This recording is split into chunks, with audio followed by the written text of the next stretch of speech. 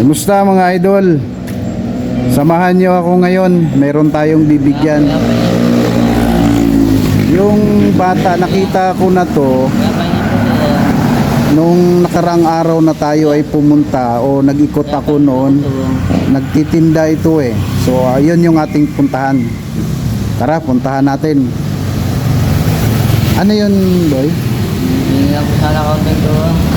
So, napaano ka? Na-accident pa ako naman. Oh, napilay ba yung kamay mo? Opo.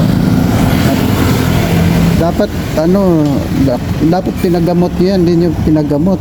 Nakuhaan pa yung gamot. Saan ka nakatira, boy?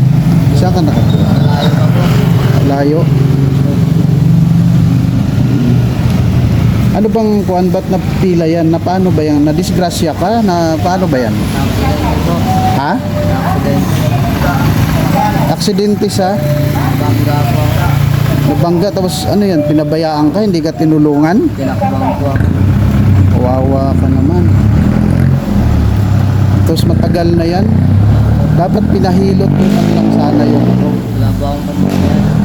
Panghilot, pinapahilot nyo kasi pag hindi, sa mga kuan, mga magulang mo. Wala po akong magulang. Malapit lang ako dito eh, pero ngayon lang kita nakita. Taga saan ka ba? Ha? Malayo po. Sandali mga idol, medyo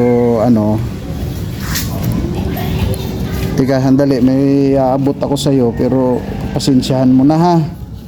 Ito lang yung meron ako ngayon. Pagpasensyahan mo na muna yan. Bili mo ng gamot tapos gawin mo, pahilot mo yan. Siguro mura lang yan pag bayad pag ipahilot eh. Pahilot mo yung kamay mo. Kasi parang tingin nga ako nung kamay mo. Parang parang pahilot mo yan, mura lang ang bayad. Tanong-tanong ka kung saan Doon sa amin sana meron, medyo malayo. Kung saan ka nakatira, basta sige, pahilot mo yan ha. Opo. Oo. Siguro yan, makabili ka na ng may pangkain ka na, tapos pahilot, mura lang bayad nun. Pahilot, ha? Sige po. Ganun na lang. Sige, tuloy tayo mga idol. Pupunta tayo sa ating Tara, let's go.